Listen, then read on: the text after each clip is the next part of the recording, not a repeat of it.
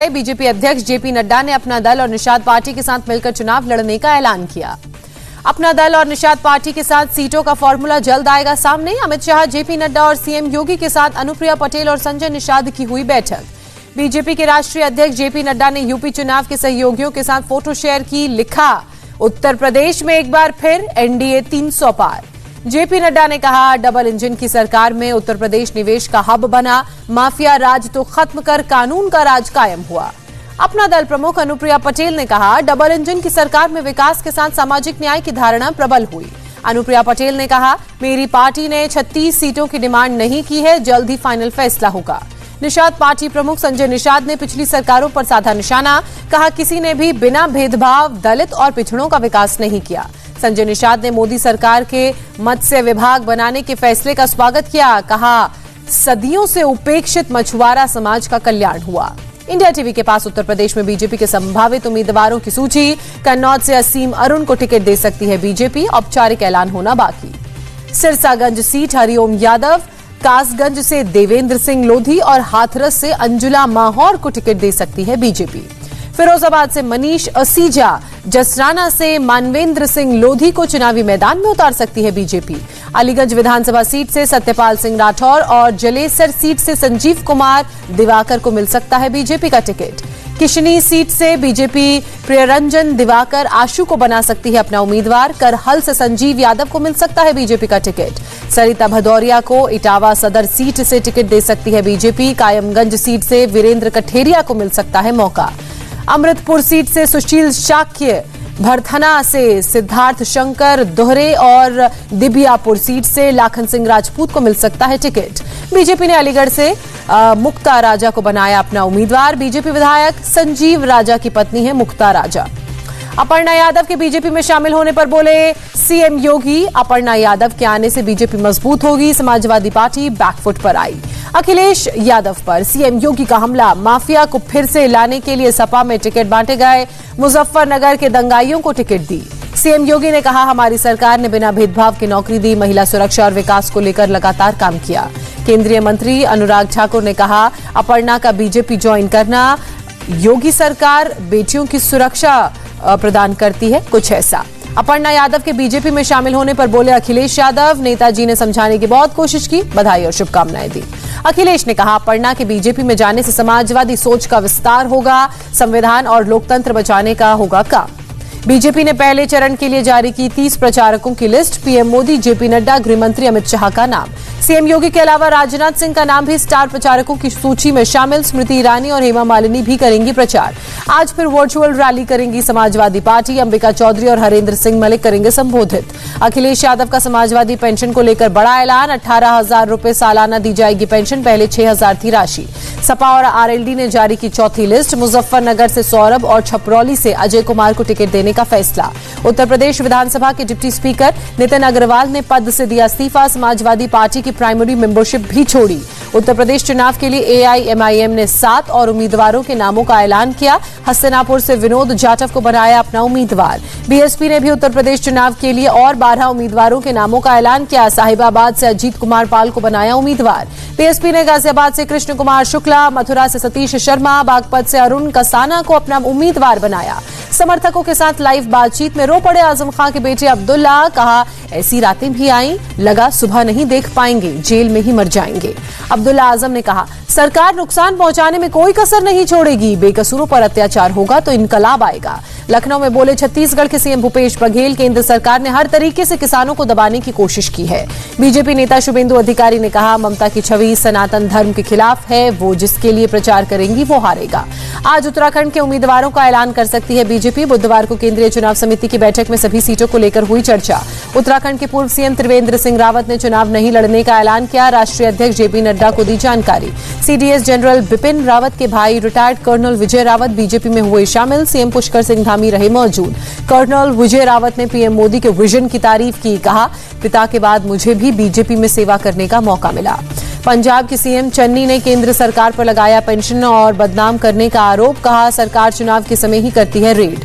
CM Channi की appeal, चुनाव आयोग से निष्पक्ष चुनाव कराना चाहते हैं तो करे हस्तक्षेप, बदले की कार्रवाई हमें मंजूर नहीं। सीएम चन्नी ने केजरीवाल पर साधा निशाना, कहा रेड को लेकर केजरीवाल बहुत खुश थे लेकिन मेरे खिलाफ कोई सबूत नहीं मिला। कैप्टन अमरिंदर सिंह का सीएम चन्नी पर पलटवार, कहा ना ईडी मुझे रिपोर्ट करती है और ना ही मैंने आपके रिश्तेदारों के यहां जब्त पैसे रखे। अरविंद केजरीवाल का सीएम चन्नी पर पलटवार, मोदी जी ने हमारे यहां छापे मरवाए थे, सिर्फ 10 मफलर मिले, आपने तो 111 दिन में कमाल कर दिख दिया। सीएम अरविंद केजरीवाल ने कहा चन्नी आम आदमी नहीं बेईमान आदमी है। केंद्रीय मंत्री सोम प्रकाश ने कहा चन्नी के रिश्तेदारों के यहां छापेमारी गलत नहीं, कई विधायकों और मंत्रियों पर लगे हैं आरोप। पंजाब के डिप्टी सीएम सुखजिंदर रंधावा का बीजेपी से सवाल, क्या वो पंजाब को बदनाम करना चाहती है? पंजाब में चुनाव लड़ रही संयुक्त संघर्ष पार्टी प्रमुख गुरनाम सिंह चढ़ूनी की प्रेस कॉन्फ्रेंस में हंगामा, टिकट बेचने का आरोप। आज फिर 2 दिन के चंडीगढ़ दौरे पर जाएंगे दिल्ली के सीएम अरविंद केजरीवाल, पंजाब में करेंगे चुनाव प्रचार प्रसार की रणनीति पर काम। अमित पालेकर होंगे गोवा में आम आदमी पार्टी का सीएम चेहरा, केजरीवाल ने धूम धड़ाके के बीच ऐलान किया। केजरीवाल बोले हमारा सीएम का चेहरा ईमानदार, गोवा के सभी लोगों को एक साथ लेकर चलेगा। पालेकर ने गोवा में भ्रष्टाचार मुक्त सेवा की गारंटी दी, गोवा को खोया हुआ गौरव वापस दिलाएंगे कहा। गोवा में एनसीपी और शिवसेना मिलकर कुछ सीटों पर लड़ेंगी चुनाव, आज जारी हो सकती है उम्मीदवारों की पहली लिस्ट। एनसीपी नेता प्रफुल्ल पटेल ने कहा महाराष्ट्र की तरह गोवा में भी कांग्रेस को साथ लाने की हमने कोशिश की थी। संजय राउत ने कहा ये दुर्भाग्य की बात है, कांग्रेस गठबंधन में शामिल नहीं हुई, चुनाव में हम अपनी ताकत दिखा देंगे। गोवा कांग्रेस ने 5 और उम्मीदवारों के नामों का ऐलान किया, सलीगांव से केदार नाइक को बनाया उम्मीदवार। पूर्व टीएमसी नेता अलेक्सो लोरेंको का निर्दलीय चुनाव लड़ने का ऐलान, कांग्रेस में होना चाहते थे शामिल।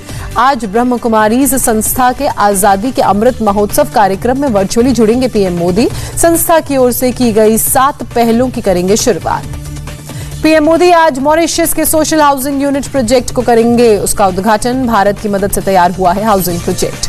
मॉरिशस में सिविल सर्विसेज कॉलेज और 8 मेगावाट सोलर पीवी फार्म परियोजना का भी होगा शुभारंभ। पीएम मोदी आज और उसके अलावा पीएमपी जगन्नाथ संयुक्त रूप से करेंगे उद्घाटन। अमेरिका में 5G नेटवर्क शुरू होने पर एयर इंडिया ने वहां आने जाने वाली 8 फ्लाइट्स को कैंसिल किया, हालात पर डीजीसीआई की नजर। बेंगलुरु एयरपोर्ट के पास हवा में टकराने से बचे 2 इंडिगो के विमान, डीजीसीए ने जांच के आदेश दिए। देश में एक दिन में कोरोना के करीब 2,83,000 नए मामले सामने आए, 441 मरीजों ने जान गंवाई। महाराष्ट्र में 24 घंटे में 43,697 नए केस मिले, एक दिन के मुकाबले बड़े 10% केस, 49 मरीजों ने जान गंवाई। महाराष्ट्र में ओमिक्रॉन के भी 214 नए केसेस का पता चला, राज्य में इस वेरिएंट के अब तक 1,860 मामले सामने आए। मुंबई में 24 घंटे में कोरोना के 6,032 नए मामले, 12 संक्रमितों ने दम तोड़ा। नागपुर में 3,296 लोग कोरोना से संक्रमित। मुंबई में पिछले 24 घंटे में 12 पुलिसकर्मी पाए गए कोरोना पॉजिटिव, कुल 1,246 पुलिसकर्मी अस्पताल में भर्ती। महाराष्ट्र के पुणे में 12,633 नए कोरोना के मामले, 12 लोगों ने जान गंवाई। कर्नाटक में 24 घंटे में कोरोना से 40,499 लोग संक्रमित पाए गए, सिर्फ बेंगलुरु में 24,135 केस मिले। केरल में 24 घंटे में कोरोना से 34,199 लोग संक्रमित, 49 लोगों ने जान गंवाई। केरल में ओमिक्रॉन के 54 नए मामले सामने आए। प्रदेश में ओमिक्रॉन के कुल संक्रमितों की संख्या 645। तमिलनाडु में 24 घंटे में 26,981 लोगों की कोरोना रिपोर्ट आई पॉजिटिव, 35 लोग वायरस का शिकार हुए। गुजरात में 24 घंटे में कोरोना के 20,966 केस मिले, सबसे ज्यादा अहमदाबाद में 8,529 लोग संक्रमित। उत्तर प्रदेश में कोरोना के 17,500 से ज्यादा नए केस आए सामने, राज्य में 98,000 से ज्यादा एक्टिव केस। राजधानी दिल्ली में कोरोना के 13,785 नए मामले, एक दिन में 35 मरीजों की मौत। राजस्थान में कोरोना से 24 घंटे में 12 लोगों ने दम तोड़ा, 13,398 नए केस सामने आए। बंगाल में 24 घंटे में कोरोना के 11,447 केस मिले, 15,418 लोग रिकवर भी हुए। आंध्र प्रदेश में कोरोना के 10,057 नए मामले सामने आए। प्रदेश में कोरोना के एक्टिव केस 44,935।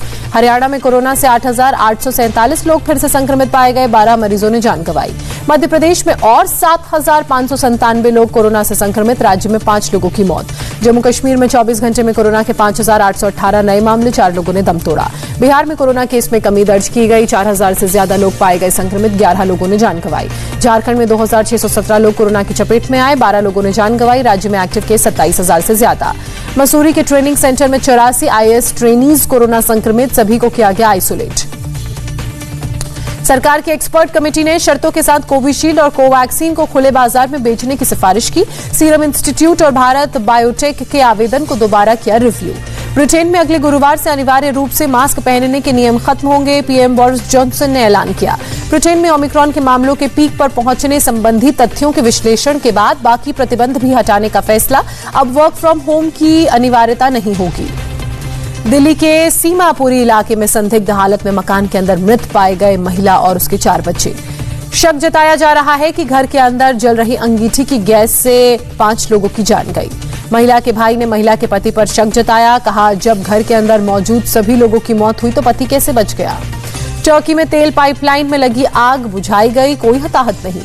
रूस नाटो तनाव के बीच ब्रिटेन ने यूक्रेन को भेजे हथियार, ब्रिटेन ने बताया मिलिट्री सहायता। भारी बर्फबारी से लेबनान के कई हिस्से जमे, तापमान -10 डिग्री तक पहुंचा। मिडिल ईस्ट के गोलन हाइट्स पर भारी बर्फबारी, बर्फीले तूफान की वजह से स्की रिजॉर्ट बंद।